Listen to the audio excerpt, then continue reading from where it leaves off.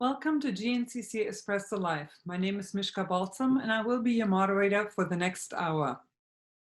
What are we trying to do with this series? For over 3 months, we have come together to better understand the economic impact of COVID-19. And for that, we have brought together experts from key sectors and disciplines to examine how we will move forward from this pandemic. The world will be different from the way we think, the way we conduct business, and those aspects that shape our collective values. Here at the JNCC, we're appreciative of the interest that you, our audience, have shown for this series and the hundreds of viewers who have watched these conversations, and especially those who have shaped the dialogues with questions and comments. Thank you. Please know that we are committed to continuing this series throughout the summer months into fall and the remainder of the year, because each step of our economic recovery is important. If you have a topic that you might be interested in hearing about or would like to provide us with feedback, please contact us at info@GNCC. We would like to hear from you.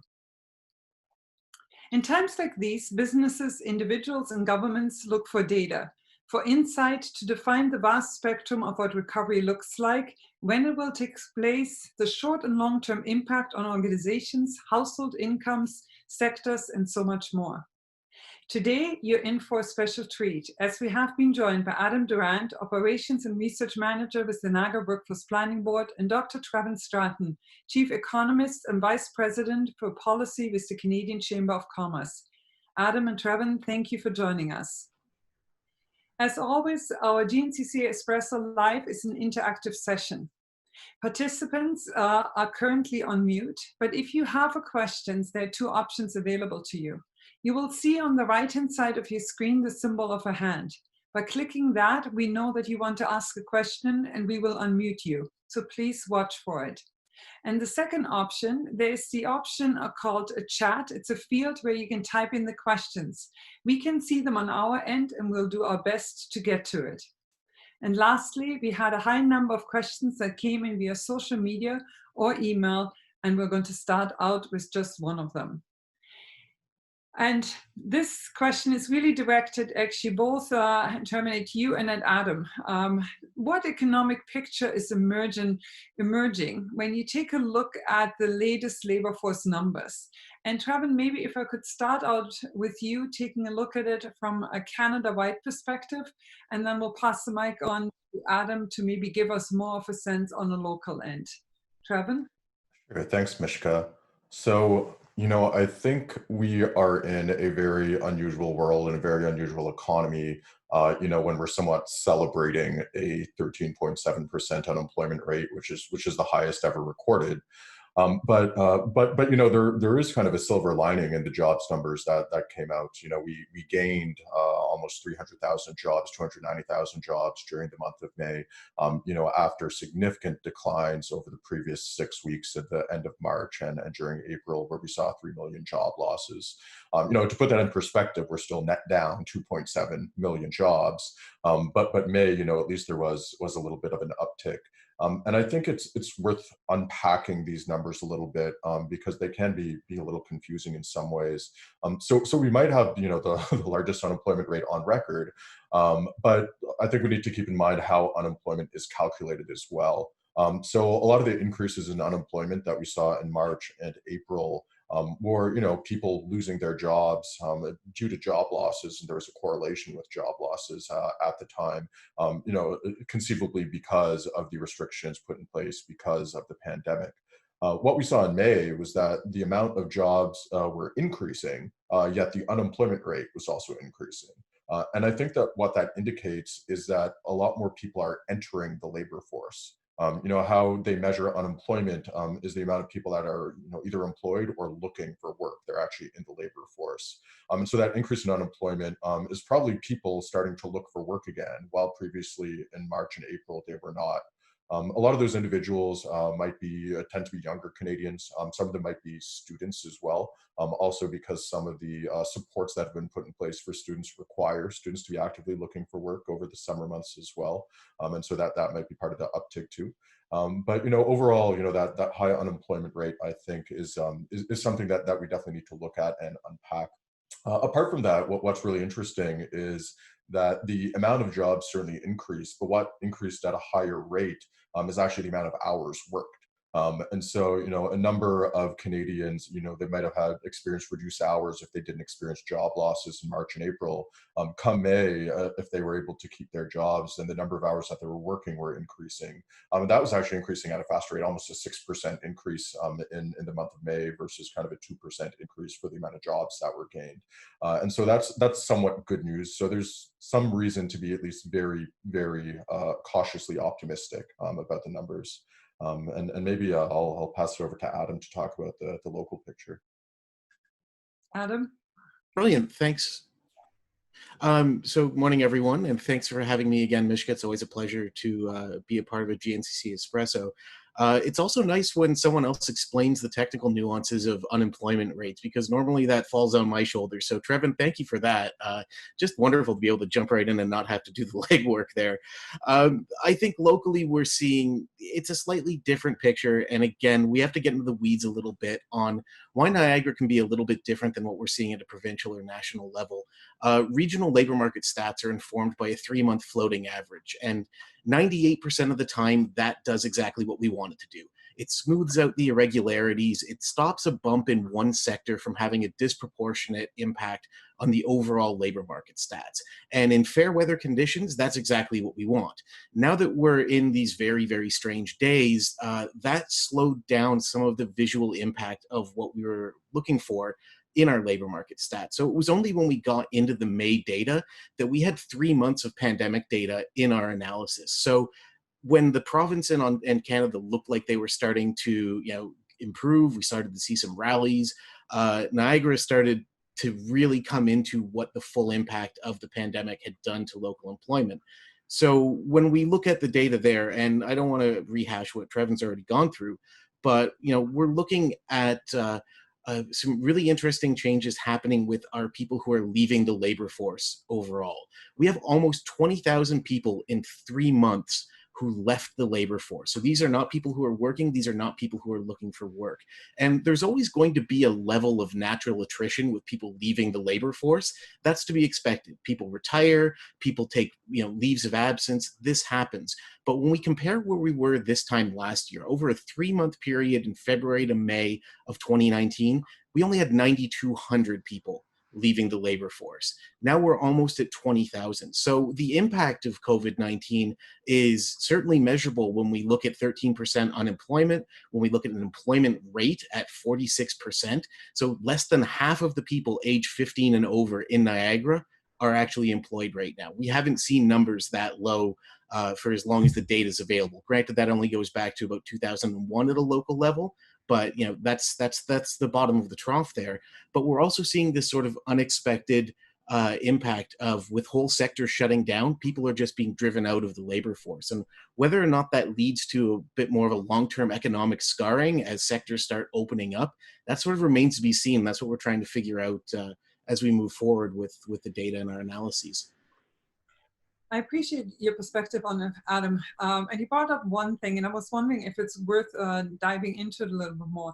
Does the data give you a little bit of a picture of different sectors and the impact, or maybe those that are impacted greater than others? And maybe, Adam, if I ask you this first, and then Trevin, I'll pass it on to you to give us a perspective from a Canadian perspective, national one. Yeah, Mishka, that's a great question. I'm glad you asked it, because the impact of the pandemic is not being felt equally across all sectors. Overall, we're looking at in the neighborhood of about 30,000 people or so out of work in Niagara, because over the last 3 months, the weight of this is really being felt by the accommodations and food service industry. This is a sector that has lost about we're looking at near to 50% of its overall employment over the last 3 months. So we're into the tens of thousands of jobs on that front. Another one that's really sort of flown under the radar, but has nonetheless been strongly impacted, is the information culture sector. So this is a sector where, if you are producing culture, your work is captured here. So publishing, digital media, film and television production, that entire spectrum of work that is very technically sophisticated and is reaching an impact well beyond what we see at a local level. Publishing, has a national audience. It can sometimes have an international audience. That's lost 58% of its employment in 3 months. That's a staggering number. I mean, it's not a huge sector in Niagara. We were looking at about 11,000 people employed in that area in February. That's down to about 4,600. So those are two of the most, in terms of absolute numbers and proportionally impacted sectors. We also want to be careful of how we're looking at manufacturing as well, because on the surface, I mean, manufacturing, as we know, that's a strong economic driver. We get our most GDP off of our manufacturing jobs in Niagara. We've gone from about 20, too much data in front of me right now, 20,000 people employed, 25,000 rather, 25,000. So it's fallen about 25% in terms of the employment. The thing to note with manufacturing is that's our most mobile sector of the labor force. People who work in manufacturing don't necessarily work in Niagara. We have people working in Hamilton. We have people working in Haldimand. We have people pushing into the GTA for employment in manufacturing. So that's a sector where things that are happening at the provincial level are going to have a knock-on effect on Niagara's employment stats. So we want to be really careful on parsing the difference between an employment loss and a job loss in that sector. Just because it's such an interrelated, and so many external factors are having an impact on that. Yeah, makes sense. It's also interesting to take a look at Niagara's landscape, and you see a lot of manufacturers, but we see a lot of smaller to medium-sized manufacturers as well, and they have been able to actually adapt much more easily to the changes, whereas in some cities and municipalities across Canada, some of the manufacturers have had a significantly higher impact. Trevin, we talked about sectors and impact, the sectors that are impacted here in Niagara. What's the picture? How does it compare to what you see across our country? Yeah, it's the same. I mean, some of the hardest hit sectors are obviously retail, tourism, definitely arts and culture is one of them as well. Food services. These are a lot of businesses that require a physical presence for their business models to at least work properly are the ones that were hardest hit. But I think that it's really important to think about it in terms of the temporal aspect too. Usually, when it comes to economic crises, it's first in, first out for the sectors that are impacted. The first that are hit are the first to recover. What we're seeing here actually is probably first in, last out, because it's a very unique type of economic recovery. So the sectors that were first hit were those sectors that I just mentioned, largely in the service sector. And so a lot of those sectors were the first ones to experience job losses because of the restrictions put in place. But then later we saw it hit the goods producing sector as well, construction, manufacturing, et cetera. What we see from the May job numbers is that this rebound or this small uptick is also in the goods producing sector. So the goods producing sector is recovering sooner than the services producing sector, even if it was later to be hit as well. But what's really interesting is also if we look across the country, that there are certain variations from province to province and from region to region as well. So about 80% of the job gains that we saw in May were in the province of Quebec. And that's because Quebec was one of the first to loosen restrictions, some, in mid-April, some at the beginning of May, before the labor force survey was done kind of in mid-May. And so that's where we see a lot of the rebound. Obviously, the Montreal area is still has tighter restrictions still in place. But in the rest of Quebec, we saw a bit of a rebound, particularly in construction and manufacturing. What's interesting is looking at Ontario. Ontario was basically the one province that still experienced job losses in May, but it was a bit of a mixed bag.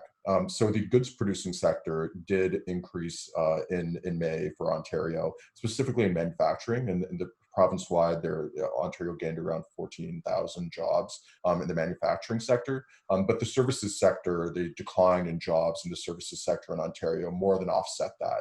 So that's why Ontario still experienced job losses. In the rest of the country, or at least west of Ontario, what we saw were slight job increases.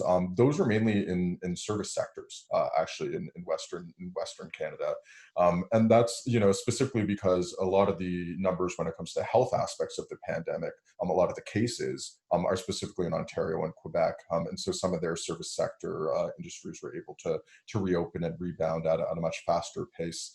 The one exception being Saskatchewan. Saskatchewan basically was standing pat for the month of May. It didn't gain many jobs and didn't lose many jobs either. And then if we look east to Atlantic Canada as well, they're also experiencing job gains, with the exception of Nova Scotia, perhaps, and also in the same sectors that we're seeing that the provinces have job gains in. And so, it's very interesting looking across the country, and I'm really going to be looking at now that economies are starting to reopen, now that specifically in Ontario, the largest economy in the country, entering phase 2 in many parts of the province at least. I'm going to be looking at that rebound in the service sector to see how fast our national economic rebound is going to be. And that is really the telling story, is what the data is telling us about the pace of our economic recovery that we have. Trevin, one question is, how does our data compare to the international data that's there? How do we fare? And I think it's an interesting perspective for us to hold, to saying, are we experiencing a higher unemployment than New Zealand and Germany, for example, or that other countries are? Or how do we fare? I mean, yeah, in terms of kind of comparable countries when it comes to OECD, we're a bit above the norm when it comes to unemployment, but we're not at the end of the spectrum or anything like that. Some countries, if we're talking about Australia or New Zealand, the impact of the pandemic, the health impacts of the pandemic were much less there in terms of cases per population. And so that's one of the reasons why Canada might not be faring as well as countries like that. But obviously, we're doing better than, for instance, the United States when it comes to the impact of the pandemic on them too. And so, when we're looking at projections for the year for the economy, there's obviously going to be a decline. IMF was saying a decline of over 6% for the Canadian economy for the year. The World Bank just came out with an even higher projection recently. One of the impacts one of the questions is going to be what happens with our energy sector and oil prices, because apart from the economic impact of the pandemic itself, it's kind of been amplified by what's happening in the energy sector in Canada as well. And so that's having a larger impact on our economy too. But if there is kind of some good news in it, it's that recently we have maybe realized that the impact wasn't as great as we thought at the end of March or in April. And so obviously, with any projections, there's still a lot of uncertainty, and particularly in a situation like this. But for instance, the Bank of Canada, back in a couple months ago, was projecting a decline of around 15 to 30% in the second quarter of this year, from April to June. Now they've downgraded that. The new governor of the Bank of Canada, Tiff Macklem, just recently said it's actually going to be somewhere between 10 and 20% instead of 15 to 30%, and that we will start to experience growth again in Q3 of this year. And so that's somewhat promising, at least. And the Bank of Canada also said that globally, at least, the economic impact of the pandemic has at least peaked now. And so there's at least some reason to be somewhat optimistic, on the second half of this year. And that, I think, is critical for all businesses and stakeholders to actually take a look at it and saying, like, we can think about recovery, we can look at it differently. Before we move on from the labor force data and the numbers that are there, one of the questions that had been submitted to us was what are we seeing in terms of disproportionately gendered employment impacts at a local level and at a national level. And I thought that was a very interesting question that has come forward. Within the GNCC, we also have a Women in Niagara, a WIN Council that advocates for a lot of the issues. And does the latest labor force data, or the data that has been provided to us over the last 3 months, does it paint a certain picture of an impact on that end of it? And maybe, Trevin, if I ask you to give us a sense from a national perspective, and Adam, I'm going to pass it on to you then. Yeah, absolutely. And so, I mean, that's a good follow-on to my comments on the last question as well. So the service sector has more women than men on the whole, obviously depending on the industry. And the goods producing sector tends to have more men than women. And so, at the beginning of the pandemic, when the service sector was first hit, many more women lost their jobs than men. Then it hit the goods producing sector, and it basically evened out. But what we're seeing now is the goods producing sector is once again rebounding before the services producing sector. So the amount of job losses at the beginning of the pandemic, if we took into account services and goods, they were the same. But what we're seeing is that men are getting their jobs back at a faster rate than women are, because they're in those sectors that might take longer to recover. And so that's kind of the long-term impact of the pandemic, is yes, there is a difference between genders when it comes to the prolonged period of job losses, and the ability to go back to your job, or how long it will take for you to go back to your job, or get a new job in the same sector.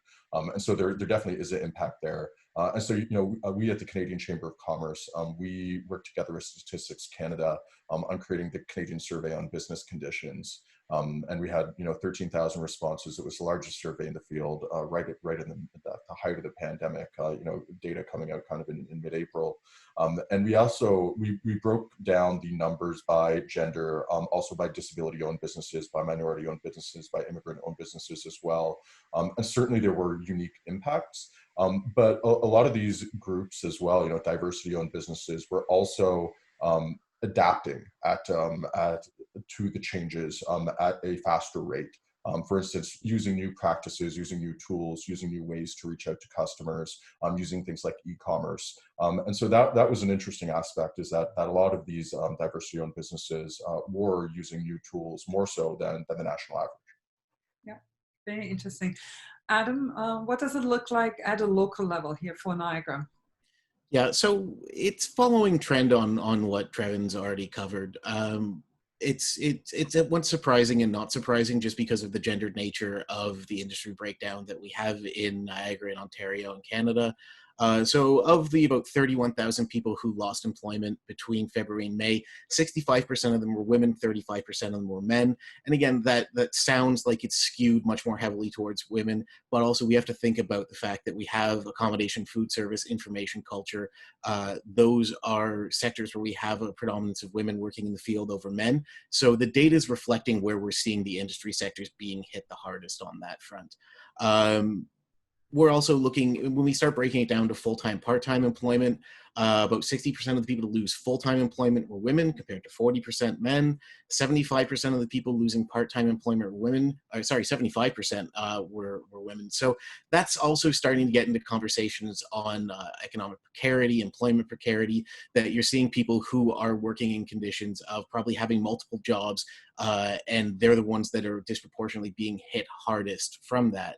It's also interesting when we start digging into those people who have just left employment, and it tracks with an economic situation where we have wholesale sectors of the economy being shut down, which, unlike anything we've seen in previous depressions or recessions. And we're looking at about the fact that 78% or so of the people who left employment between February and May and left the labor force entirely were women, whereas men are representing about 60% of the people who are unemployed. And the difference between those two may seem academic until we recall that if you're unemployed, you're still technically looking for work. So we start getting into implications on the fact that you've got women who are leaving the labor force, presumably because they presume their sectors are just shut down, that there's no opportunity to find employment, so why bother looking?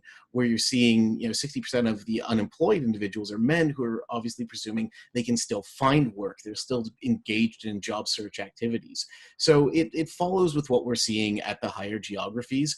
It is interesting to see it playing out with a little bit more acute nature in Niagara, but that's largely representing the kind of service-facing economy that we have, the extensive economy we have in tourism, and the numbers sort of follow suit. So it's at once surprising but not surprising, given what we know about the broader context of local employment trends.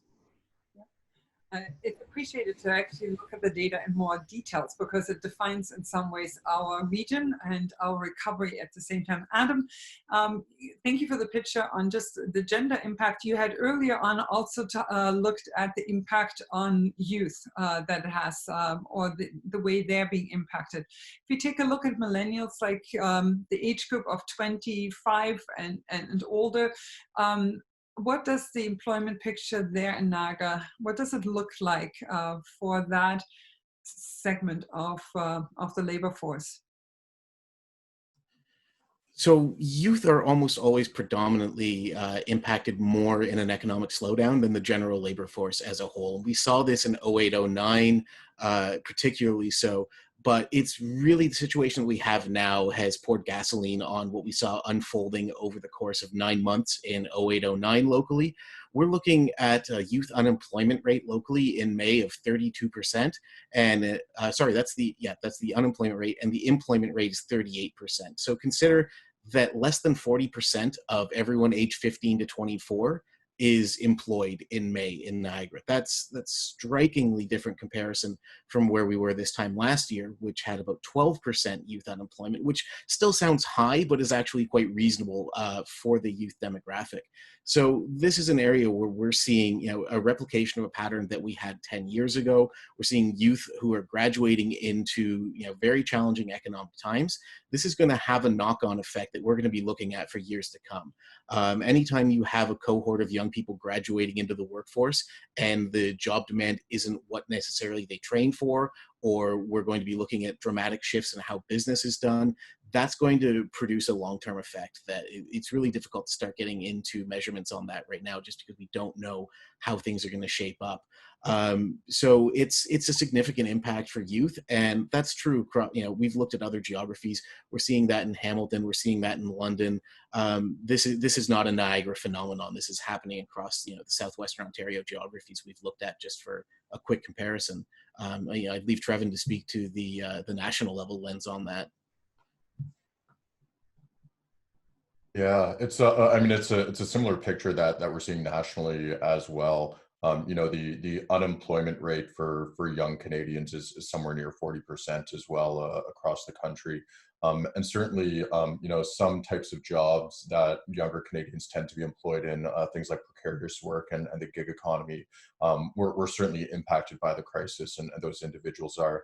But also the Canadians that have started to look for work, particularly in the summer season, and students that comprise a cohort of young Canadians as well, were certainly impacted as well. So for instance, returning students, those that were enrolled in March and intend to return to school in September, are facing a particularly challenging labor market. Their employment in this group is down almost 500,000 in May. In comparison, employment for non-student youth was down, 24.7% compared to the 40% for students. And so it's proving to be a particularly challenging summer job market for a lot of young Canadians and a lot of students that are returning to work or looking for their first opportunities as well. And that's going to be a big question as well, is what are the long-term knock-on effects that Adam mentioned, is that, if younger Canadians aren't necessarily getting the same type of job experiences as they would have otherwise, how is this going to impact their career progression? How is this going to impact their savings going forward? How is this going to compound over time? And so this is a very important aspect to pay attention to when it comes to looking at the job numbers, and also the fact that, look, we're certainly not out of this yet. We always see these kind of cycles taking place where there are a number of young Canadians looking for jobs at a certain period of time or a certain season, and we're entering that right now, and we're seeing significant, almost 40% of returning students are unemployed. That's obviously much higher than the 13.7% national average for unemployment, and so that's definitely something that we're going to have to focus on and pay attention to. And I have one last question, and I'm going to make a quick one about the labor force before we move on to looking at Niagara's geographic location being a border town, the strengths and the opportunities that we have when it comes to that location. But I have one more quick question. More than a third of today's workforce is precariously employed. They're working on contracts, they're self-employed, on part-time, on temporary jobs in the gig economy. So when any crisis hits, and it can be a small crisis, it does not need to be of the magnitude of COVID-19, the debt goes up. And that is reflected that nearly 4 in 10 Canadians currently have no retirement savings. Household debt is hovering at an all-time high, and half of Canadians are living from paycheck to paycheck. It hasn't always been like this in Canada. In the 1980s, Canadians routinely actually set 20% of their income aside for savings.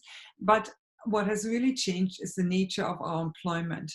What does the future look like and hold for this particular sector, the ones that are precariously employed? What does tomorrow look like? Currently, they're being carried by some of the subsidies that the government has offered them.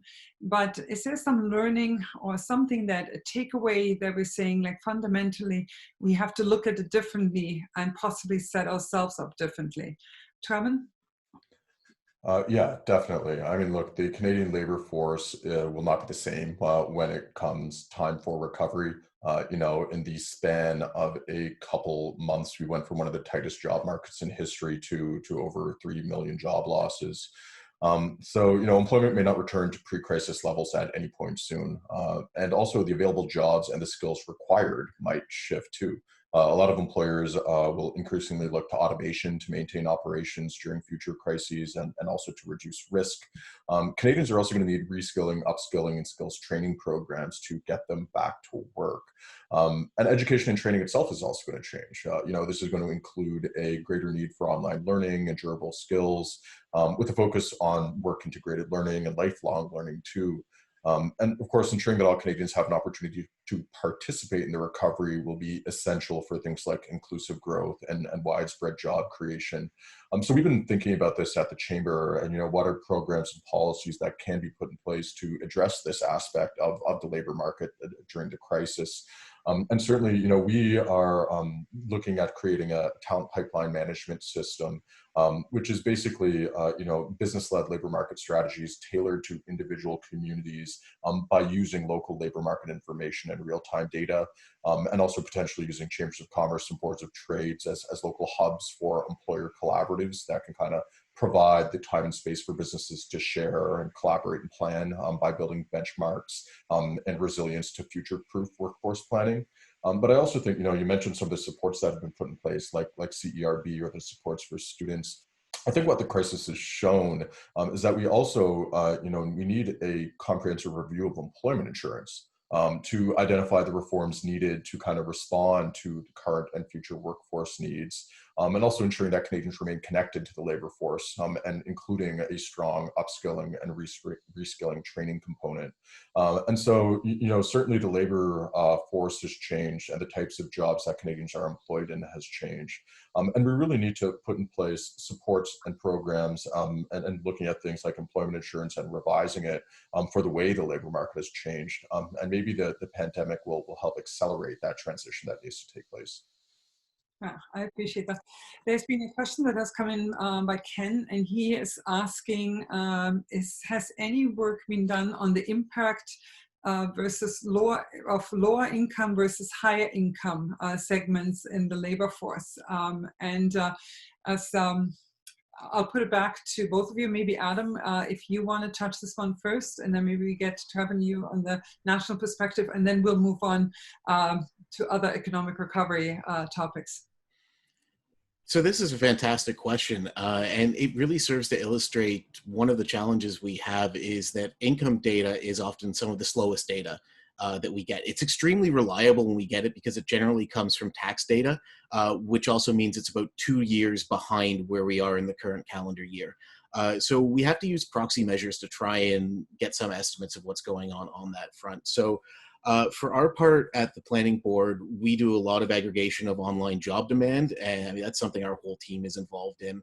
And one of the things that we saw just looking at last week's job demand, as an example, we pulled about 200 or so job postings that we were working on before this talk, and about 100 of them had job data income data in them rather. And we were looking at a median average based on that sample of about $33,000 a year. So that's kind of on par with what the median was for income in 2016, which would be okay if inflation weren't a thing. So we see some challenges on that front. We're seeing real impact probably for the first time since that ever maybe. The high income jobs that were generally consistent within Niagara during the 08-09 recession, the stuff that was talking about an economic barbelling of opportunities for employment, where you had a concentration of lower income jobs on one end, concentration of higher income jobs on the other, but sort of this thin line in the middle for the middle income jobs. Those concentration of higher income jobs aren't what they used to be anymore, at least in terms of local job demand. We're seeing them start to ebb off, and the visual and the measurable demand that we can see is for the more low income opportunities. So again, anyone working in an essential retail field, anyone working in a hands-on healthcare position, those opportunities are still there, but we're not seeing the professional opportunities in the volume that we used to. We're not seeing the skilled trade opportunities in the volume that we used to. So yeah, I think there's definitely an impact in terms of the income that people could potentially access to the job market. Whether or not that reverses itself once the economy start opening up remains to be seen. But it's work that's ongoing, and it's work where we're trying to pull together new information in the absence of data that we can pull down from Stats Canada. Oh, it's appreciated. There's another question that has come in, and this is from Janet Handy, and she's asking, what are the long-term impacts on non-for-profit and charity when it comes to taking a look at their revenue? So I think we're moving slightly away from the labor force data, but really looking at how sustainable are they, what can we see in the long term there? And Trevin, if I could ask you maybe to see if there's any data or studies that have been done. Yeah, so obviously, the Canadian Chamber of Commerce, represents 450 local provincial chambers of commerce across the country that are nonprofits. And so, we were very much involved in this. At the beginning of the crisis, there was a great fear, I would say, amongst a lot of nonprofits about their ability to gain revenue. And that's definitely still there. I think something that helped quite a bit was that when the wage subsidy was announced, or rather after the wage subsidy was announced, and improvements were made to it and it was expanded, part of that expansion was that it would apply to nonprofits. And so a number of nonprofits have been able to tap into that wage subsidy to remain in operation and to at least address one of their largest costs, which is obviously payroll, as it is for a number of businesses too. But certainly, when it comes to, and this is mainly anecdotally that I've been hearing it, I don't necessarily have the data on it, but I've certainly been hearing anecdotally that, when it comes to, charitable giving, that certainly might be decreased. When it comes to sponsorships of various different projects or reports, that certainly might also be decreased as businesses or donors have less income that they can allocate towards this, or at least they might be experiencing temporary cash flow problems as well until such time as recovery takes place. And so, certainly there have been a lot of supports that have been put in place that have helped a lot of nonprofits be able to make it through at least up to this point of the crisis. But those challenges are still going to exist. And also something to keep in mind as well is that when it comes to things like memberships and donations, if they're coming from businesses or if they're coming from corporations, we might not necessarily see the hit for nonprofits for that until 2021, when renewals come into place and when businesses have to look at their budgets again too. And so there is probably going to be a prolonged impact for nonprofits when it comes to this. But at least, a very large portion of their expenses when it comes to payroll and the wage subsidy have enabled a lot of them to remain in operation for the time being. Yeah, they have. And But I think all the points that you have brought forward are similar points that we have heard from our nonprofit council as well, expressing the concerns that they have especially when it comes from gift giving, sponsorship, and other areas of it. But while we're talking about economic recovery, I was wondering if we can slightly shift on this one as well. Niagara represents one of Canada's busiest border crossings with the US. What impact does the US economic situation have on our economy?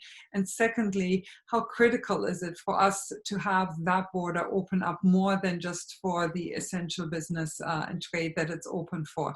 And Adam, maybe if I could ask you to start out with this one, and then we get Trevin for a Canadian perspective. Certainly. So one of the things to keep in mind about our proximity to the US is that's one of the reasons why we have about 40,000 jobs in tourism in Niagara. I can't underscore enough the fact that the relationship to the US is something that drives our tourism economy. And one of the things we learned from the Niagara region's COVID-19, sorry, I shouldn't say Niagara region, the Niagara Economic Task Force business COVID-19 Business Impact Survey, I think I got that all right, is that tourism employers, particularly accommodation and food service, were very heavily impacted by COVID-19. The respondents to that survey were forecasting a 3-month revenue loss of about $171 million because of COVID-19. Stretching out to about 350 million if it went on for 6 months. So we know from work that's already been done by all of Niagara's municipalities that there is a measurable financial impact for not having that border open for cross-border tourism and for not pulling in the rest of the GTA into our tourism economy as well. That's going to have a knock-on effect to employment. That's going to have a knock-on effect to how long tourism facilities can maintain their operations in the sort of emergency crisis that we have before they have to start shifting from temporary layoffs to actually shutting down operations. And there's no immediate capacity for bringing those organizations back if they're facing shutdown without some extreme interventions. I'd have there's no way, again, to underscore just how important that border relationship is to the local economy and local employment. It's critical. Trevin, on your perspective, the perspective of the Canadian Chamber of Commerce when it comes to the border opening, we're close to June 21st, another deadline that is coming up.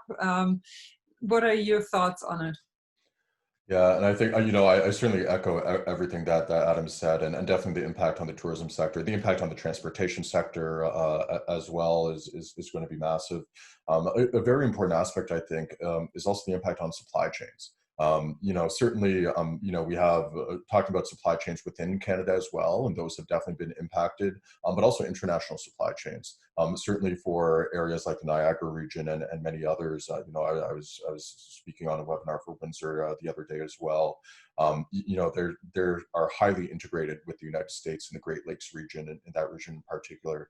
And so thinking about how this will be impacted by some of basically the shutting of the border, but also potentially, we're hearing about potentially another aluminum tariff being put in place as well, which would certainly have a big impact on the Canadian economy writ large, but specifically Ontario, obviously in Southern Ontario.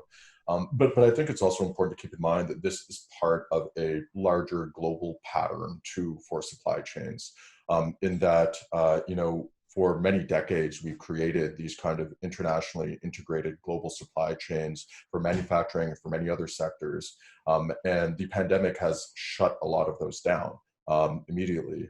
And what I'm interested in seeing is, as those global supply chains start opening up, are they going to go back to what they were before in terms of being internationally integrated? Probably not, as we are seeing a lot of countries move towards nearshoring or onshoring of their supply chains because of the pandemic. And so what will be interesting will be seeing if that kind of transforms or morphs into more regional supply chains as opposed to global ones for certain industries. And also thinking about which sectors might countries look to having domestic production for, things like for health needs. There might be a push for that, versus which sectors might start opening back up again when it comes to global trade and global supply chains. And that's an interesting question that I'm not sure we know the answer to just yet. Yeah, no, you got absolutely right. I think we will see some changes, and I think you touched on it when it comes to medical supplies. I think food is another aspect of it. I think we will see a greater reliance on our own food production that is there, and a commitment from all levels of government to ensure that. But as Adam had pointed out too, we are in Niagara highly dependent on a much more fluid border and open border. And we're encouraged by some of the things that we see in Europe and other countries where actually they really are taking a tailored approach to it, where they're also looking at some pilot projects and looking at that instead of saying that it has to be an 8,900 kilometer border that all opens at the same time, versus saying there can maybe be a different approach that would benefit some of the provinces or some of the territories maybe ahead of others, similar to maybe what we have seen in Quebec in some of the approaches that have been taken there as well. So I think there's, and within Ontario at the same time. So I think there's opportunities. But I think it's a time that we explore that. And I think one of the things that we hear from businesses is they want to know what the criteria is before, so that they kind of know and can plan for it. And that is really one of the pieces that is missing at this point. But on the whole conversation of trade and that we've talked about, a recent UN conference on trade and development report indicates that international trade is set to plunge by 27% in the second quarter that we're in, and by 20% for the year.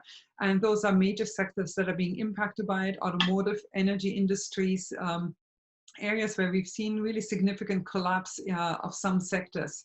Canada's exports and imports plunged over the past few months, and not only because of the coronavirus pandemic, but also because of the falling oil prices.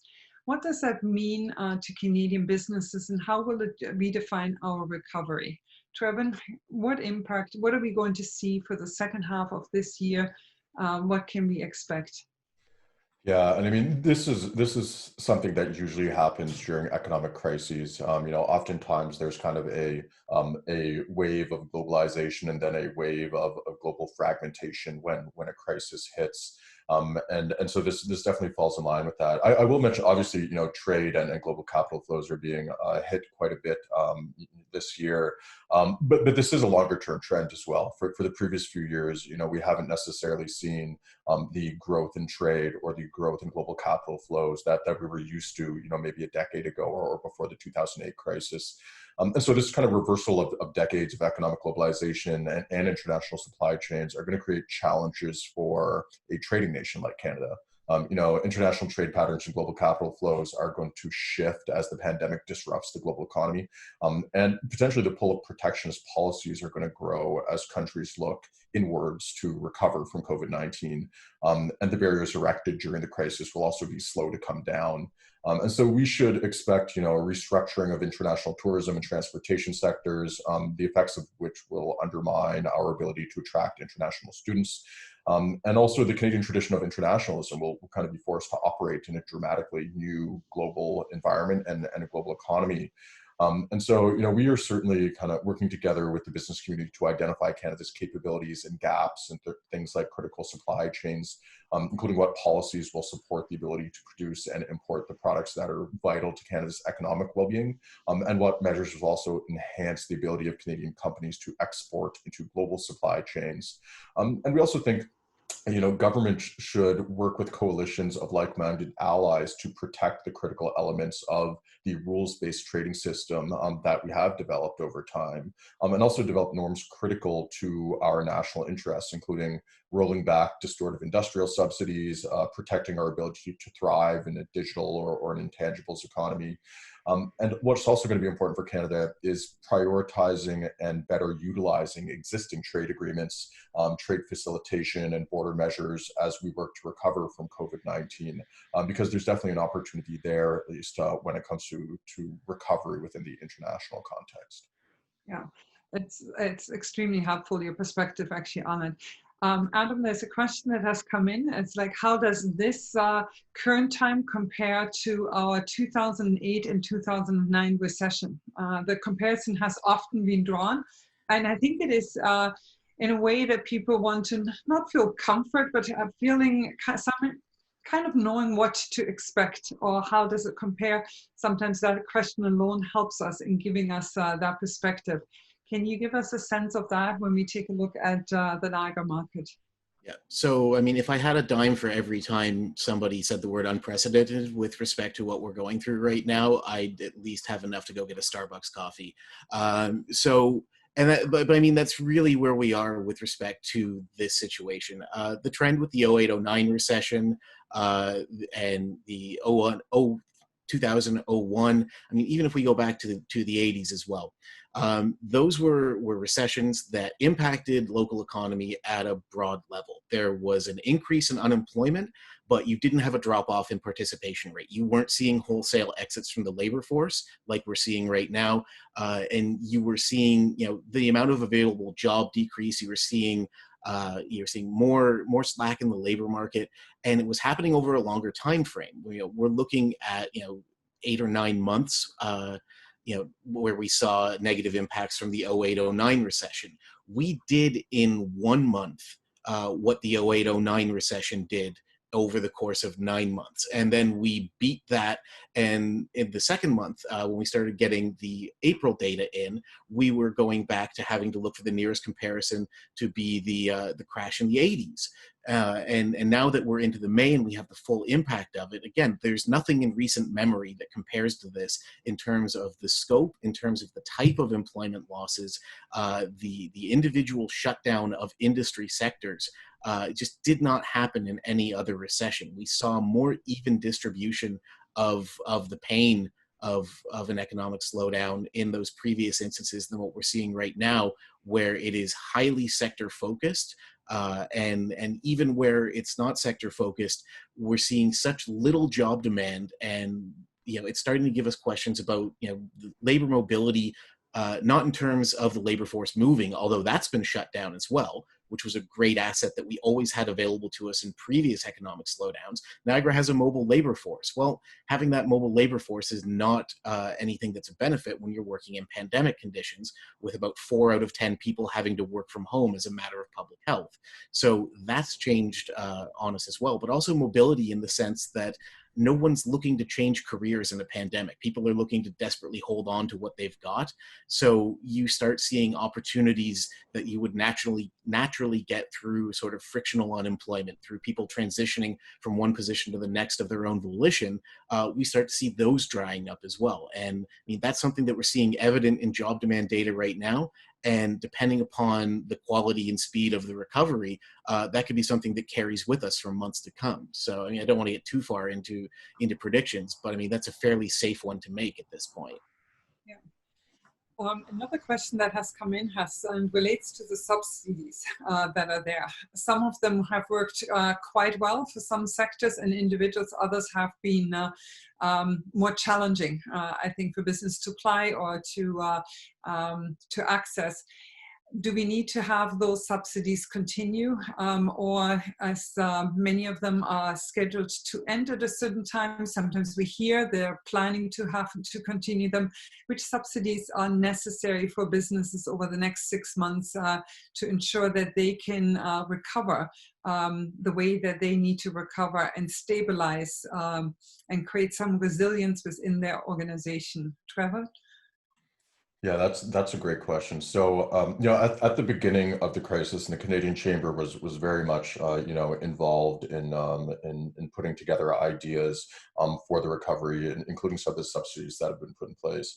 The big issue for businesses and for the economy was liquidity. And it was really, to bridge them to such a point where they can begin operations again or start reopening again, which we're starting to experience now. And so a lot of these subsidies that were put in place at the time, things like the wage subsidy, and obviously specifically for small businesses, payroll being a huge aspect of their expenses at the time, were integral in whatever businesses that were able to survive through the crisis and they're being able to. That's not to say that there aren't some businesses that that are still falling through the cracks with some of these measures that have been put in place with that. When it comes to commercial rent as well, there are some issues. When it comes to things like the emergency business account or some of the funding available through BDC and EDC, there are some businesses that aren't necessarily able to access it while they still need to. But I think if we look ahead and we look towards the longer term, we also have to look at how some of these subsidies impact one another too, or how they fit together. So for instance, getting people back to the labor force might also involve using the wage subsidy to do that. But as businesses reopen, they might not necessarily meet the 30% revenue decline necessary to apply for it. Yet, if they're going to use the wage subsidy to bring people back to work as they reopen, then that might be something useful to get people back to their jobs. And so looking at things like a sliding scale, right? If you, instead of 30% revenue decline, if you have a 15% revenue decline, then maybe you get a 37.5% wage subsidy instead of a 75% wage subsidy. And as you reopen, your revenue decline will likely be less. And so, but to keep that momentum going and bring people back to work, which will obviously also help with consumption in the economy and other things too, and will have a knock-on effect, which would be very positive.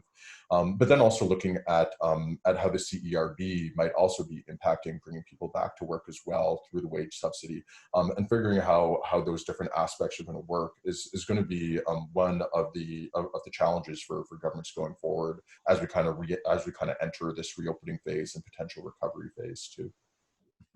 No, it's absolutely extremely valid, actually. And I think it's something that so many business owners and managers would love some more answers on what the future of it looks like. And because every one of them, or every one of us is making forecasts, is adjusting the forecast, it's planning again.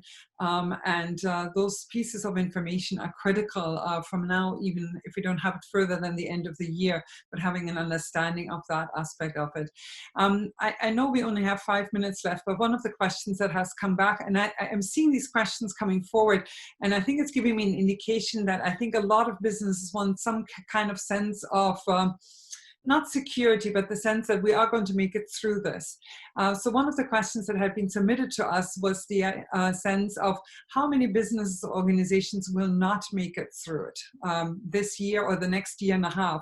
So early on in March and April, we heard some very disturbing, very challenging ones, especially when we're looking at small to medium-sized businesses. The numbers were in the 2 digits and often quite high. Adam, I'm not sure if you have any indication on it when we look at the Niagara picture, and then maybe Trevin from a Canadian perspective. Are there any studies that are out that are indicating how unstable business is feeling right now, and what does the future look like? So when the first round of the Niagara COVID Business Impact Survey came out, everything that we were looking at, by and large, from the respondents, and I mean, that was a fairly I shouldn't say fairly, that was an extraordinarily well-responded survey. In the neighborhood of, I think, 2,600 businesses respond to it out of about 11,000 or so. So that's a very, very representative survey.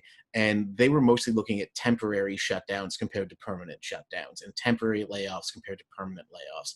But the consistent message from every employer in Niagara who completed that survey was the longer this goes on for, the worse it's going to get in terms of lost revenue, turning temporary layoffs into permanent job losses, and then just wholesale loss of business. So the second wave of that survey was recently completed, and I know our municipalities are working that data right now, and we can expect publication of that data soon. I don't have a date from any of my colleagues in municipal government yet, but I'm told that's coming very soon. So we're going to be forthcoming on getting that next level of insight, and I think it's going to be essential to really hear what businesses are saying on that front, and to use that to inform decisions that are being made, and being mindful of the fact that this is probably the longest 3 months of any business owner's life for as long as they've been in business. So as difficult as it is to say we don't have the data, but hold on, we'll get the data. That's really the situation that we're in right now. The work's already been done, and it is excellent work that's being done at that local level to fill in the gaps where we don't have timely data from Stats Canada. So it is going to be forthcoming, and I think we can start making decisions and start building reactions in a very evidence-informed way once that data comes forward. Yeah, I appreciate it, Adam. And we are the same as you are, very much looking forward to that next study. And kudos to all the municipalities in the regions for actually taking that initiative and getting much more of a Niagara picture versus just a Canada-wide one. But on the Canada-wide perspective, Trevin, what can we expect when it comes to business closures? I don't think we know yet. I don't think we necessarily know how this is going to play out just yet. So we, as I mentioned, we did our Canadian survey on business conditions with StatsCan, 13,000 responses. And we certainly asked businesses about their ability to withstand the crisis for an extended period of time. A number of businesses said that they could last up to 3 months, but then after that, it was going to be very challenging for them to remain in operation. And so, we've kind of hit that now, but the economy has started to reopen. I think the wild card or the variable that we're unsure of is how the reopening is going to go. And how quickly businesses are going to be able to reopen. As you mentioned, what guidelines are going to be put in place across provinces and territories that help businesses that operate across provinces and territories reopen. And so that's one of the questions looking forward. Is really, how will this play out now that we've started to reopen? Because that is going to have a huge impact on businesses' ability to survive going forward. I absolutely agree. I think there are so many variables to it. But when I look at the questions coming in, I think that a lot of businesses appreciate security in it and being able to plan. And we're really in a climate where we can't do this. A lot of business locally also are concerned about the deferrals. So they didn't pay this, they didn't pay that, but it's going to catch up with them by early fall. And that's going to be difficult. Can I give each one of you 30 seconds just for a closing comment before we wrap up, because we're right on the hour. Adam, if I can start out with you. So I just would point to the fact that NWPB is going to be releasing a interim labor market report. It's going to be having 2019 data contrast with the first quarter of 2020. And we really are going to be pushing that with the hope that it'll help inform local decision making in terms of measuring where we were and shaping decisions that we make to get back to that point as we move into recovery. Thank you very much. And Trevin? Yes, and so the Canadian Chamber of Commerce at the beginning of this crisis created the Canadian Business Resilience Network, CBRN. And so if you go to cbrn.ca, we created this in partnership with all 450 local, provincial, territorial chambers of commerce across the country, as well as over 100 industry associations too. And so there are some great tools on there, a reopening toolkit. There are a number of $10,000 grants. The application deadline is now passed, but that we're giving out 62 $10,000 grants to small businesses that needed to get through the crisis. That data from StatsCan and our partnership will be on there as well. And another number of other resources, including our plan for economic recovery, the roadmap to recovery. So I would encourage business owners to check that out because there are a lot of great resources on there. Okay, thank you. Thank you to both of you for being with us today. Adam Durrant with Niagara Workforce Planning Board and Dr. Trevin Stratton with the Canadian Chamber of Commerce. Your insights have been incredible, and I think it's really giving businesses much more clarity in what to expect and the next steps that we all need to take. Some of the resources and subsidies that have been mentioned during this webinar, please feel free to check out our website at gncc.ca or connect with us directly at info@gncc.ca if you need to get and receive any more details. We are here to help you out. On Thursday of this week, we're going to hold the State of the Region. It's going to be a virtual event. It's going to be held from 10:30 to 12 o'clock. So please check in for all the details. Take a look at our website. And we hope that you will be able to join us. And again, it will be an interactive session because we're also going to look at further looking at what has been the local impact and what can we expect for recovery plans when we take a look at municipalities and our region. So thank you to everyone who attended this morning. It's always a joy and privilege to get your input and your questions. And have a wonderful day. Thank you for joining us. Please stay in touch, and above all, stay healthy. Thank you.